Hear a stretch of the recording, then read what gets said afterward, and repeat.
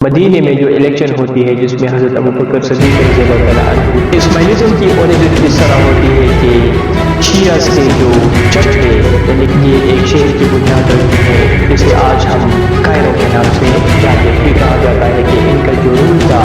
تو وہ بہت زیادہ بروش اور which is considered to be one of the oldest universities in the world۔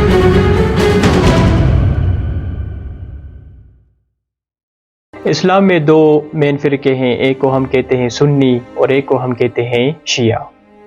آپ سب کو پتہ ہے کہ سنیز بھی ڈیوائیڈڈ ہے، سنی میں بھی بہت سارے فرقے ہیں اور شیعہ میں بھی بہت سارے فرقے ہیں۔ سنی میں ہم دیکھتے ہیں کہ دیوبندی ہے، بریلوی ہے، پرویزی ہے، وہابی ہے، یہ سارے وہاں پر فرقے ہیں۔ اور اسی طرح شیعزم میں بھی بہت سارے فرقے ہیں۔ اب شیعزم میں جو تین مین فرقے ہیں تو اس میں سے ایک ہے اہل تشیع، دوسرا ہے زیدی اور تیسرا ہے اسماعیلیز۔ اچھا، شیعزم میں جتنے بھی فرقے ہیں تو وہ ان کے جو اختلافات ہیں تو وہ امامز کے اوپر ہے۔ مثال کے طور پر جو اہل تشیع ہے جو کہ میجورٹیز میں ہے پوری دنیا میں، تو وہ 12 امامز کے اوپر بلیف رکھتے ہیں۔ اسی طرح جو زیدیز ہے تو وہ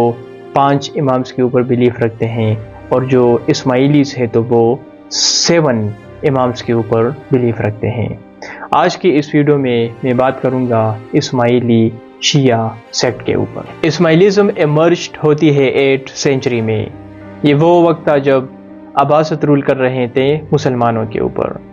اچھا، آپ سب کو پتہ ہے کہ شیعہ اور سنیز کے درمیان جو مین اختلاف ہے تو وہ خلافت کے اوپر ہے۔ جو سنیز حضرات ہے تو ان کا یہ ماننا ہے کہ حضور پاک صلی اللہ علیہ وآلہ وسلم کے جانے کے بعد جب وہ اس دنیا سے رخصت ہوتے ہیں اور ان کے جانے کے بعد مدینے میں جو الیکشن ہوتی ہے جس میں حضرت ابوبکر صدیق رضی اللہ تعالیٰ عنہ خلیفہ بنتے ہیں، تو وہ الیکشن صحیح الیکشن تھا، اور حضرت ابوبکر کے بعد عمر فاروق رضی اللہ تعالیٰ عنہ، پھر عثمان رضی اللہ تعالیٰ عنہ اور پھر علی رضی اللہ تعالیٰ عنہ، تو وہ اس آرڈر کو صحیح آرڈر سمجھتے ہیں اور اس کے اوپر وہ بلیف رکھتے ہیں۔ But on the other hand جو شیعہ حضرات ہے تو وہ اس آرڈر کو ایکسیپٹ نہیں کرتے۔ وہ سمجھتے ہیں کہ حضور پاک صلی اللہ علیہ وآلہ وسلم کے جانے کے بعد خلافت کے حقدار ان کے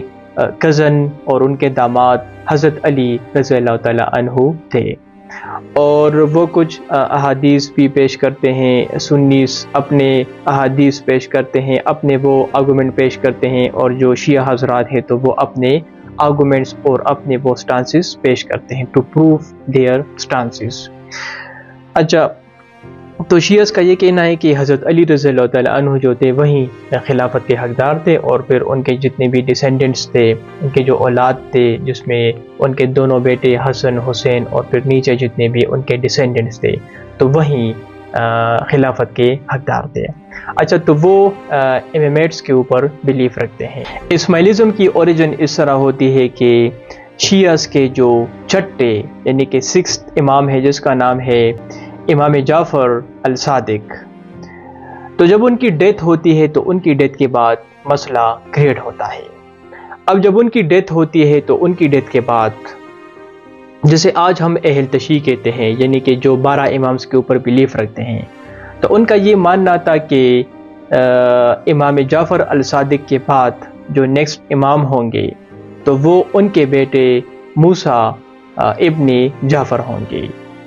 لیکن یہ جو اسماعیلیز تھے، انہیں اسماعیلیز اسی وجہ سے کہا جاتا ہے کیونکہ ان کا یہ ماننا تھا کہ امام جعفر الصادق کے بعد امامت کے جو حقدار ہے تو وہ ان کے بیٹے اسماعیل ابن جعفر ہے، اور یہاں پر مسئلہ کریٹ ہوتا ہے اور یہاں پر ڈویژن بھی کریٹ ہوتی ہے۔ یہ وہ امام تھے امام جعفر جن کے جانے کے بعد امامت کے اوپر جو ڈسپیوٹ کریٹ ہوتی ہے، تو اس کی وجہ سے ہم دیکھتے ہیں کہ ایک فرقے کو کہا جاتا ہے اہل تشیع، جو کہ 12 امامز کے اوپر بلیف رکھتے ہیں کیونکہ وہ کسی اور آرڈر کو فالو کرتے ہیں، اور جو لوگ ان کے بیٹے یعنی امام جعفر الصادق کے بیٹے اسماعیل کو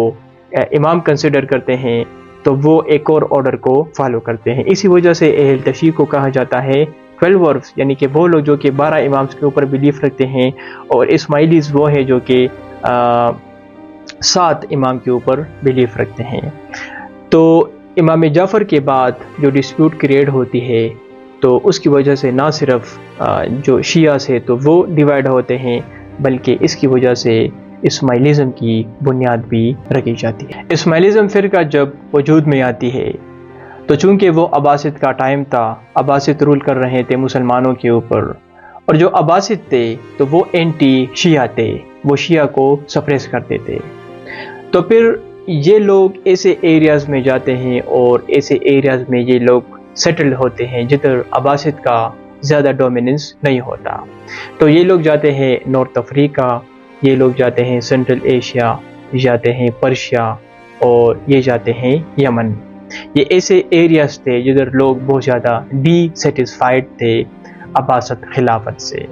تو یہ لوگ وہاں پر جاتے ہیں اور وہاں پر یہ اپنا تبلیغ سٹارٹ کرتے ہیں، اور ان کے جو اپنے بیلیف تھے تو وہ سپریڈ کرنا شروع کرتے ہیں لوگوں میں۔ اسماعیلی کمیونٹی کا گولڈن پیریڈ شروع ہوتا ہے 10th سینچری میں، جب یہ کمیونٹی نارتھ افریقہ میں اپنا رول اسٹیبلش کرتے ہیں، یعنی کہ اپنا خلافت اسٹیبلش کرتے ہیں، جسے کہا جاتا ہے فاطمیڈس کیلیفیٹ۔ شروع میں جب یہ کمیونٹی اپنا رول اسٹیبلش کرتے ہیں نارتھ افریقہ میں، تو ان کا جو کیپٹل تھا 909 میں وہ تھا مہدیہ، جسے آج ہم ماڈرن ٹائم میں تونیشیا کے نام سے جانتے ہیں۔ لیکن پھر بعد میں یہ لوگ شفٹ ہوتے ہیں مصر یعنی کہ ایجپٹ، اور وہاں پر 969 AD میں یہ ایک شہر کی بنیاد رکھتے ہیں جسے آج ہم کائرو کے نام سے جانتے ہیں، جو کہ آج ماڈرن ایجپٹ کا کیپٹل بھی ہے۔ تو یہ جو شہر ہے آج ایجپٹ میں، تو اس کی بنیاد 696 میں انہی لوگوں نے رکھی تھی، اور پھر یہ کائرو کو اپنا کیپٹل ڈکلیئر کرتے ہیں۔ اگرچہ فاطمیڈس کیلیفیٹ کے بہت سارے پولیٹیکل اور سائنٹیفک کنٹریبیوشنز بھی ہیں، لیکن اس کے بارے میں یہ بھی کہا جاتا ہے کہ ان کا جو رول تھا تو وہ بہت زیادہ بروٹش تھا۔ اسماعیلیوں کے ایک خلیفہ تھے جس کا نام تھا خلیفہ الحاکم، تو اس کے بارے میں کہا جاتا ہے کہ وہ بہت زیادہ ایک ظالم ایک رولر تھا۔ ان کے دور میں ہم دیکھتے ہیں کہ وہ سنی مسلمز کو سپریس کرتے ہیں، وہ کرسچنز کو سپریس کرتے ہیں، اور وہ جوش کو بھی سپریس کرتے ہیں، اور ان کا یہ ماننا تھا کہ سنی مسلمز، کرسچنز اور Jews they are the enemies of the state, تو وہ ان کے اوپر بہت زیادہ ظلم کرتے تھے۔ اسی طرح خلیفہ الحاکم نے آرڈر بھی دیا تھا کہ یروشلم میں جو عیسائیوں کا جو چرچ ہے تو اس کو ڈسٹروئی کیا جائے، اور ان کا جو ہولی سمبل ہے یعنی کہ ہولی کراس تو اس کو بھی جلایا جائے۔ فاطمیڈس کیلیفیٹ کے دوران بہت سارے اچھے کام بھی ہوئے تھے، ان کے بہت سارے کنٹریبیوشنز بھی ہیں۔ مثال کے طور پر 970 میں انہوں نے بنیاد رکھی الازہر یونیورسٹی کی، اور which is considered to be one of the oldest universities in the world، اور یہ ایک ہب تھا، لرننگ کا ایک ہب تھا، بہت سارے لوگ یہاں پر ایجوکیشن کے سلسلے میں آتے تھے۔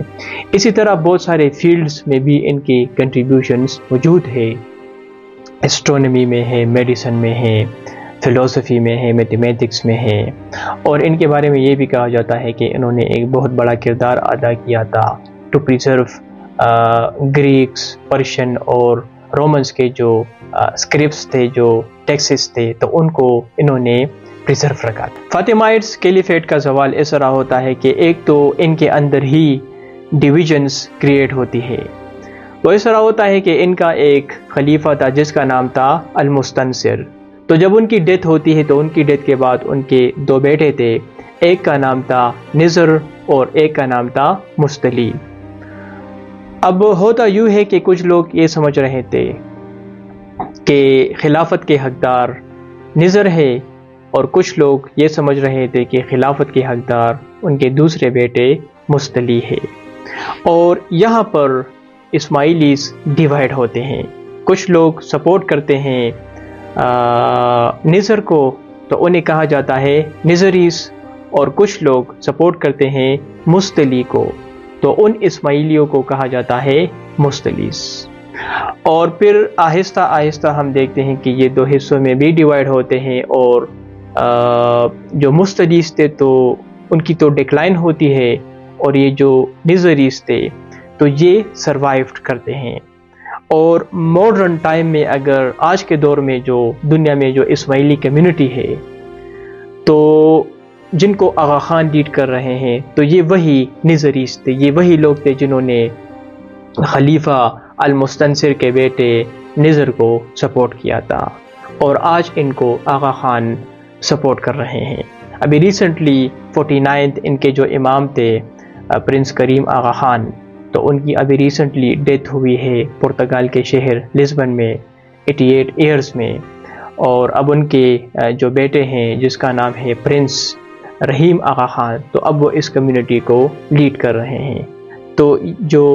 نظریس تھے تو اس کمیونٹی کو آج آغا خان لیڈ کر رہے ہیں۔ فاطمیڈس کیلیفیٹ کو ایکسٹرنل تھریٹس بھی لاحق تھے، مثال کے طور پر جو سلجوق ترکس تھے تو ان سے بہت زیادہ خطرات لاحق تھے، اسی طرح جو کروسیڈرز تھے تو ان کا پریشر بھی تھا ان کے اوپر، لیکن الٹیمیٹلی ان کا جو خاتمہ ہوتا ہے تو وہ